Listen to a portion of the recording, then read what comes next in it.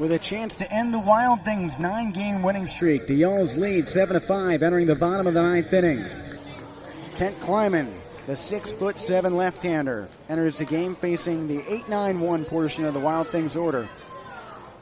Ricardo Sanchez is scheduled to lead off, but J.C. Santini, the right-handed hitting catcher, has started taking backup hats over on top of the Wild Things logo behind home. And that's who comes up to the plate. So Sanchez is out. J.C. Santini, normally the everyday catcher, he's gotten rests in back-to-back games this series. He comes up to bat on the right side against Kleiman. Kent walks in with 3 saves, a .363 earned run average across 34 2/3 innings. The lefty fires. First pitch to Santini. Fastball at the top part of the zone for a strike. Santini walks in with a .240 batting average. He's hit 2 home runs this year. Of course, the Yalls lead by 2, so 1 won't cut it. Infield shifted lightly towards opposite field. 0-1. A fastball in the inner half for strike 2. The Wild Things earned their 50th win last night, toppling the Yalls 8-3. That was their 9th in a row. They are long in first place. The Yalls chasing that last playoff spot, the 3rd place spot, by 6.5 games. 0-2. This is upstairs, 1-2 count. Florence struck first in this one on a Stephen Hustich home run. Wild Things played small ball to put 2 on the board over the next couple innings. Yalls answered back on a Sergio Gutierrez game-tying home run before Washington mounted that 3-run 5th. 1-2 from the stretch. Check swing low and inside. The signal deferred to the first base umpire, Jeff Clifford, who says he went. 1 away in the bottom of the 9th. Very reluctant call down the first base line. But Kleiman strikes out his first batter. This continues off of a good outing on Sunday when he allowed just 1 hit in a shutout frame. Now he's dealing to Carson Clowers, another righty. Infield entirely back on the outfield grass. First pitch. This is up high. That 3-run 5th inning for Washington came around with 4 straight hits. 2 of them extra bases in the middle of the order. Yalls chipped away a Brian Fuentes RBI single. TJ Reeves home run. That pitch swung on and missed. 1-1 count for Clowers. Comes into this at-bat 0 for 3 with a couple strikeouts. The Reeves home run led off the 7th. And with 2 outs, Thomas Jones and Dalton Davis reached base. Craig Massey brought him around and took the lead. Johnson scored on a wild pitch. 1-1 from the stretch. Swung on and popped over the backstop. That lands just in front of the press box. I think it hit the window in front of our friends in the Washington Wild Things booth. This is the middle game of the last series between the Yalls and the Wild Things. Washington has a hefty advantage in the season series. They have won 8 of the first 10 games. Kleiman comes set, tan glove in front of his eyes, pitching from the 3rd base side. High leg kick, the 1-2. Swung on and belted foul off to the right side.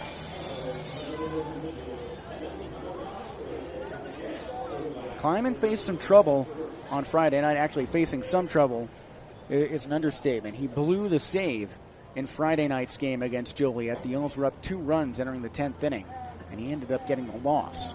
1-2 from the stretch. Curveball misses in the dirt.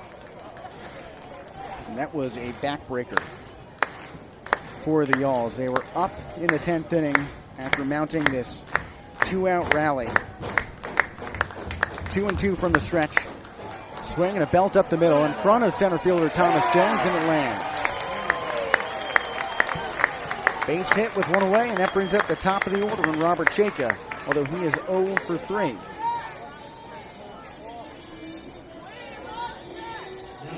But Kleiman, in that first game against Joliet, loaded the bases with 2 away, let up a game-tying 2-run single, and walked the next 2 batters to bring around the walk-off run.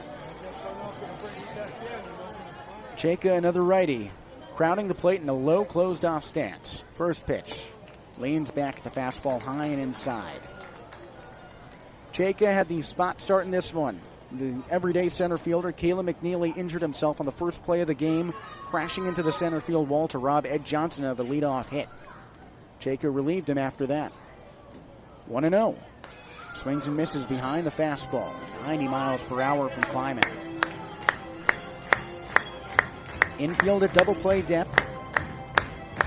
The Yalls have turned one double play in this game. It was a 5-3 one with the bases loaded. 1-1 inside and low. 2-0 count. Elsewhere in the Frontier League, the Yalls are watching the Lake Erie Crushers as they hold the last playoff spot. They lost today at home, 7-1 to the Evansville Otters. In between the Crushers and the Yalls are the Schaumburg Boomers, who won today, 3-1 over Windy City. 2-1 pitch, swing and a miss. So in the grand standings, the Yalls are 4 games behind the Boomers right now, 4.5 with that win, and 6 now behind Lake Erie after that loss. They can close to 5.5 out of a playoff spot with a win today. 2-2. High leg kick from Kleiman. Swing and a miss. Washington down to its final out. The 9-game winning streak more in jeopardy than it has been in the last week and a half at any point. Washington has not trailed like this down to its final out in any of those games. They've had comeback wins, but nothing compares to this. The tying run is at the plate in Tommy Caulfield. He is 1 for 3 with a single back in the 5th inning. He doubled yesterday as well. Lefty-lefty matchup. First one from the stretch. He cuts it foul off to the left side, deep down the line, though. That is a long strike for Caulfield. Probably could have gone out if he straightened it out. He has fired 10 home runs this season. He has 53 RBIs. Waiting on deck is Jalen Miller, who has also hit 4 home runs in just his 18 games with the team. There's a lot of power in the middle of this Washington order. That's part of why they are so far in front as the first team in the Frontier League. That pitch sails inside and high up at the chin. 1-1 count. The charcoal gray of the rain clouds yesterday mixes with the black night sky tonight with a pink haze off in the distance shadowing the clouds. 1-1. This is high and away. The humidity brought on by the precipitation yesterday cleanly mixed into a very dry air around this one. The LEDs shining bright over the dark field. 2-1 count. Kleiman with the glove underneath his chin. He turns into it. Swinging a chopper, foul off to the first base side. And the Yalls have brought the Wild Things down to their final strike. It's a 7-5 Yalls lead. Kleiman can tie the Yalls team lead in saves with 4. Ben Terwilliger, who's on the injured list, holds the record right now. Kleiman has filled in after Terwilliger went down on the injured list as that closer roll. This game started at 6:08. It's 9 o'clock on the dot. Kleiman comes set, glove at the shoulders. High leg kick, the 2-2. Swing and a miss. Gutierrez chases him down, and the Yalls win. Washington's winning streak is over, and the Yalls close to within 6 games of a playoff spot for the first time in a week. 7-5 the final. Kent Kleiman ties the team lead for saves with 4.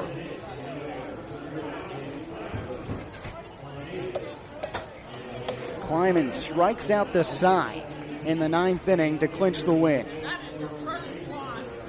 The Yalls snapped their 6-game losing streak against Washington on the season with this win. And the home run barrage is the story behind it.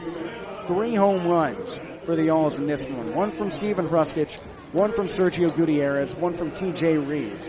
And they bat back to back to back in the 5, 6, 7 spot in the order. They got the job done. Craig Massey had the game-winning hit. The Yalls player coach has 3 straight multi-hit games. That's his 2nd consecutive multi-RBI affair as well. A strong all-around performance from the Yalls, who relied on good pitching as well. Hunter Mink made his professional debut with 3 innings of 2-hit baseball, allowing 1 run and striking out a trio. Ross Thompson was the lone blot in there, allowing 4 runs on 5 hits across his 2 innings. But Carter Pori rebounded well from a dismal outing over the weekend, allowing 7 runs in a third of an inning. Today he comes out, faces 6 batters, and sits them all down. 2 innings, no hits, no runs, 1 strikeout. Darian Williams plays setup man. He gets the hole with a strikeout in his 1 inning of work, no hit. His fourth straight shutout performance, 5 straight shutout innings. And Kent Kleiman comes on for the 1-inning save, striking out the side. The Yaws win 7-5. A lot of positives to take out of this game, and Florence can grab the series win tomorrow. They won their first 4 series out of the All-Star break, lost to Joliet on the road over the weekend. Now they can come up with a big one over the top team in the Frontier League.